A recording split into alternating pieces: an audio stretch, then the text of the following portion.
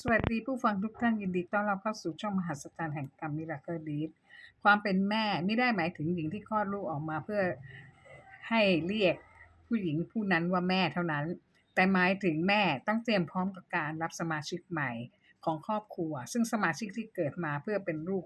ของแม่แต่ละคนนั้นย่อมมีความแตกต่างกันไปตามวาระกรรมที่มีติดตัวมาตั้งแต่กำเนิด ตามหลักคำสอนในพุทธศาสนากล่าวถึงสัตว์ในโลกที่ลงมาเกิดในครรภ์ของแม่กำหนดไว้4เหล่า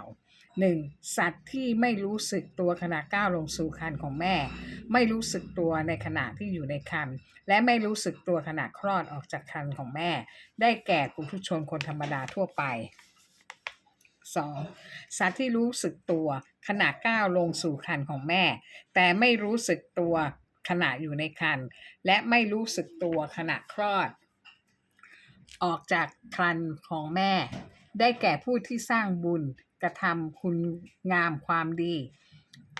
จุติจากสวรรค์ลงมาเกิดในโลกมนุษย์ก่อนที่จะลงมาเกิดก็สามารถรู้ล่วงหน้าได้ว่าลงมาเกิดเป็นใคร 3. สัตว์ที่รู้สึกตัวขณะก้าวลงสู่ครรภ์และขณะอยู่ในครรภ์ของแม่แต่ไม่รู้สึกตัวขณะคลอดออกจากครรภ์ของแม่ได้แก่ผู้ศึกษาปฏิบัติธรรมฝึกจิตมีสติเข้าถึงฌานอริยบุคคลเป็นโสดาบันสกทาคามีผู้ที่มีสมาธิขั้นสูง 4. สัตว์ที่รู้สึกตัวขณะก้าวลงสู่ครรภ์ขณะอยู่ในครรภ์และขณะคลอดออกจากครรภ์ของมารดาได้แก่ผู้ที่จะลงมาเกิดเป็นพระพุทธเจ้าพระโพธิสัตว์จากหลักฐานในพระไตรปิฎกกล่าวถึงสาเหตุที่หญิงในฐานะแม่มีความปรารถนาจะมีลูกเนื่องด้วยเหตุ5ประการ 1. ต้องการมีลูกไว้เพื่อสืบวงตระกูลให้ยั่งยืนต่อไปและเมื่อลูกเติบโตถึงวัยอันควรก็จัดการหาคู่ครองให้เพื่อให้ลูกหลานสืบสกุลต่อไป 2. ต้องการให้ลูกเป็นผู้ทำกิจการแทนแม่เมื่อยามที่แม่มีอายุมากไม่สามารถประกอบกิจการงานใดๆได้ 3. ต้องการให้ลูกเป็นผู้ดูแลทรัพย์มรดกที่มีอยู่ทั้งหมดซึ่งเป็นของพ่อแม่แม่จะเก็บรักษาทรัพย์มรดกทั้งหมดไว้ให้ลูกเมื่อถึงเวลาอันสมควร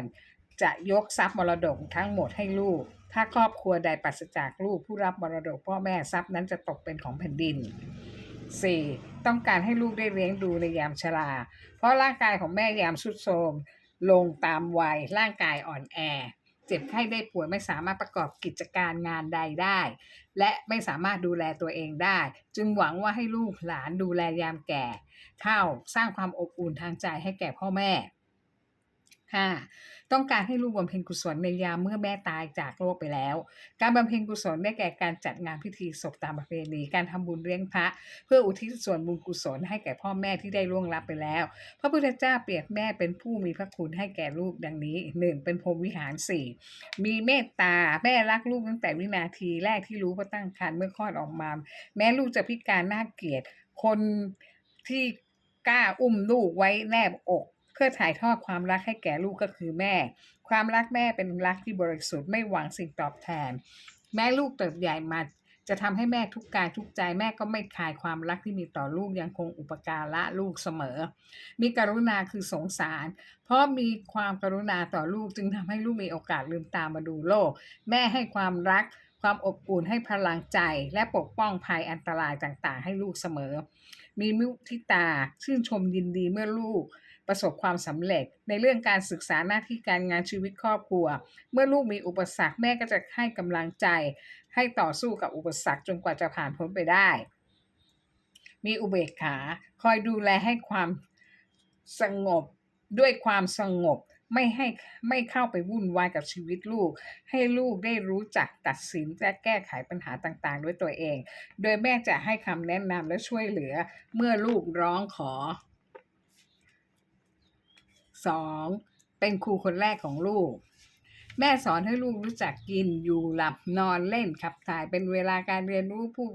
การหัดพูดภาษาการ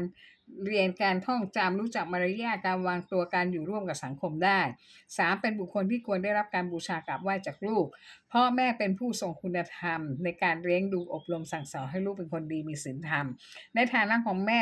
เป็นผู้มีสังฆาวัตถุสี่ได้แก่หนึ่งทาน เป็นผู้ให้การศึกษาให้ทรัพย์ให้แก่ลูกตามวัยให้ความรักความเมตตาและสอนให้ลูกรู้จักแบ่งปันให้กับผู้ที่ขาดแคลน 2. ปิยวาจาเจรจาด้วยถ้อยคำสุภาพอ่อนหวานน่ารักกับทุกคนเพื่อเป็นตัวอย่างแก่ลูกและเป็นที่รักแก่ผู้อื่น 3. มีอัตตจริยา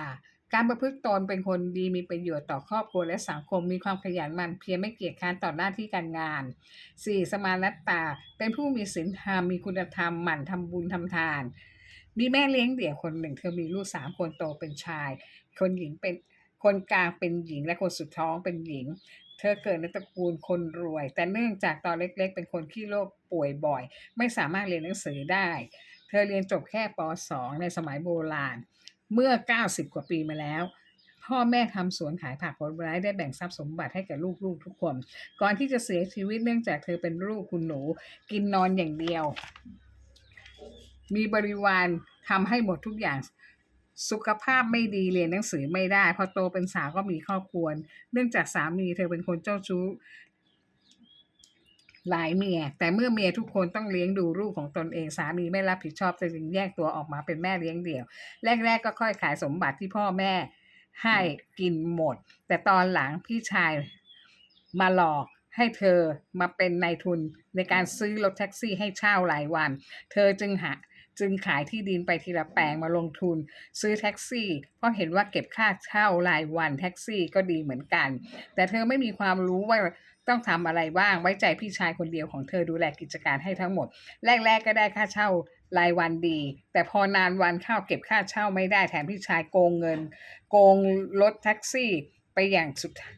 ไปที่อีกที่สุดท้ายเพราะพี่ชายเธอก็ไม่ตายดีกระอักเลือดตายโดยไม่มีสาเหตุภรรยาพี่ชายก็ป่วยตายลูกชายลูกสาวของพี่ชายก็ป่วยตายถูกยิงตายกรรมที่ครอบครัวพี่ชายได้รับจากการหลอกลวงให้น้องสาวขายที่ดินไปบำรุงบำเรอครอบครัวตัวเอง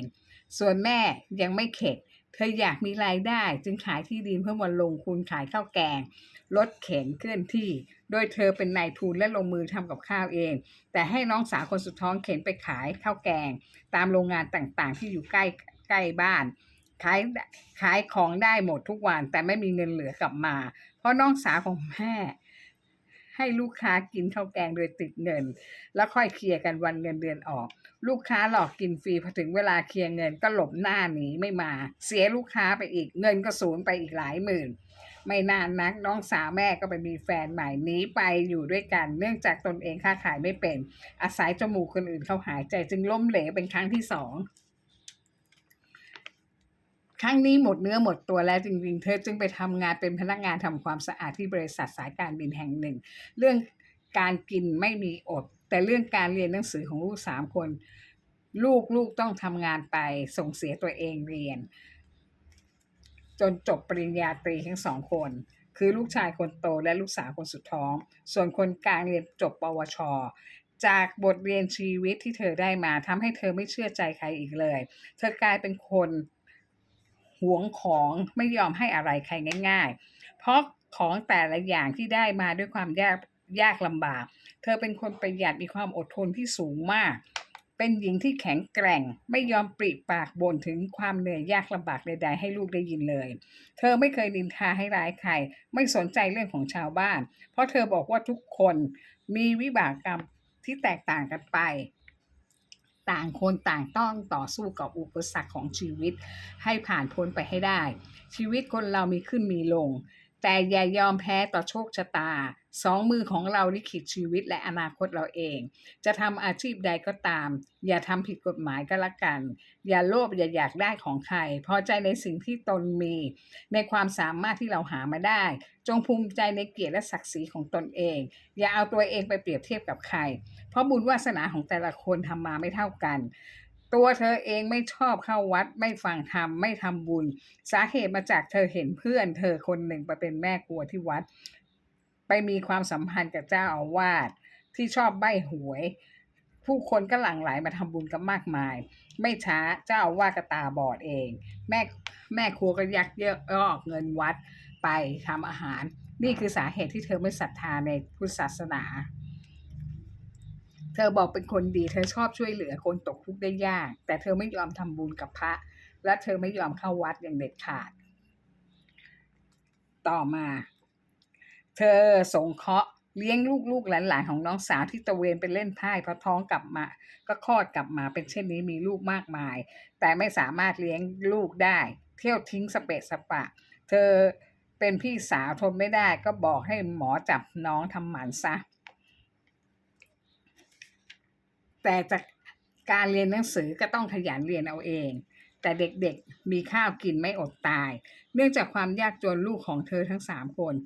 กลัวจึงขยันเรียนหนังสือ ลูกชายคนโต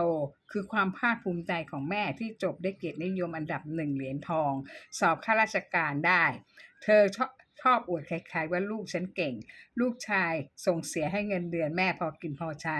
และเธอก็ได้รับสวัสดิการการรักษาเบิกจ่ายจากกรมบัญชีกลาง จึงได้รับการดูแลอย่างดีจากโรงพยาบาลเมื่อเวลาที่ป่วยไข้ส่วนลูกสาวคนกลางแต่งงานมีครอบครัวไม่มีรายได้มาจึงไม่ได้สามารถมาส่งเสียเลี้ยงดูแม่ได้นานๆมาเยี่ยมแม่สักครั้งหนึ่งส่วนลูกสาวคนเล็กจบปริญญาตรีทำงานบริษัทฝรั่งจ่ายเงินเดือนให้แม่เธอแต่แม่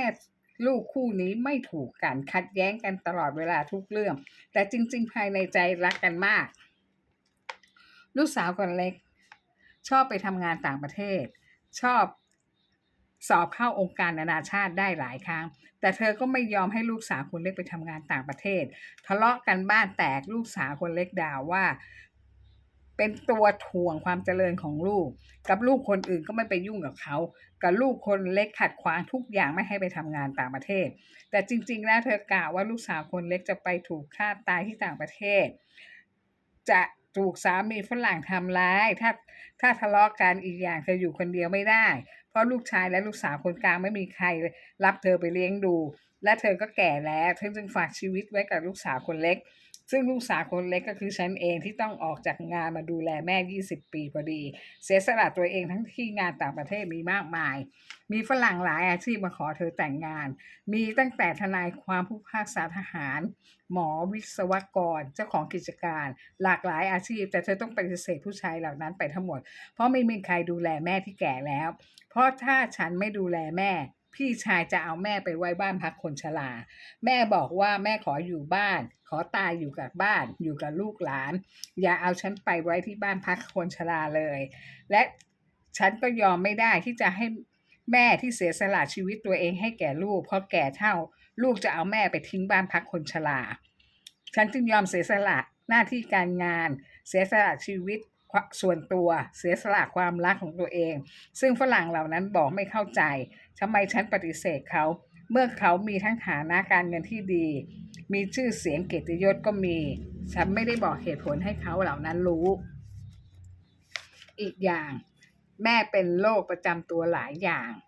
ทั้งความดันไขมันเส้นเลือดหัวใจตีบโรคเกาต์ตาเป็นต้อผ่าตัดเรียบร้อยแล้วเป็นอัลไซเมอร์อีกขณะนี้แม่ก็อายุ95กินอยู่ง่ายมากมีฉันกับหลานและเหลนช่วยกันดูแลแม่เธอมีความสุขได้เพราะมีหลานและเหลนคอยกอดเธอแย่เธอให้เธอหัวเราะมีฉันคอยทะเลาะกับเธอเพื่อกระตุ้นความทรงจำให้กับเธอฉันเพิ่งเข้าใจว่าแท้ที่จริงแล้วแม่และฉันต่างกันรักกันมากทุกอย่างที่ขัดแย้งเพื่อไม่ให้ฉันมีอันตรายแต่แม่เป็นคนที่ปากแข็งไม่เคยพูดคำว่าแม่รักลูกเลยพยายามที่สิ้นแม่แล้วฉันจึงเข้าใจว่าความรู้สึกของแม่ว่ารักฉันมากกว่าใครๆคำพูดสุดท้ายของแม่ในวันสุดท้ายตอนที่ฉันจะกลับจากโรงพยาบาลเพราะหมดเวลาเยี่ยมแม่พูดว่าขอให้ลูกโชคดีนะแม่ไม่เป็นอะไรไม่ต้องห่วงแม่นะฉันตอบไปว่าทำไมไม่อวยพรให้ลูกรวยเป็นเศรษฐีจะได้พาแม่ไปเที่ยวด้วยกันแม่ตอบว่าความโชคดีครอบคลุมหมดทุกอย่างแล้วฉันจะได้รับทุกอย่างเมื่อแม่ตายฉันตอบไปว่าแม่ยังไม่ตายหรอกนะเดี๋ยวกลับบ้านได้แล้วแม่อย่าดื้อกับหมอและพยาบาลก็แล้วกันจะได้ไม่เจ็บตัวฉันไม่รู้ว่านั่นคือบทสนทนาสุดท้ายที่ได้พูดกับแม่เพราะหลังจากนั้นไม่กี่ชั่วโมงโรงพยาบาลโทรมาบอกว่าแม่เสียชีวิตแล้วขอให้แม่ไปสู่ภพภูมิที่ดีรักแม่มากนะจากลูกดื้อคนนี้ ที่ไม่เคยบอกรักแม่เลย ฉันเรียนรู้อะไรหลายอย่างจากแม่ที่แสนดีของฉันรักแม่ตลอดกาลขอบคุณแม่สวัสดีค่ะ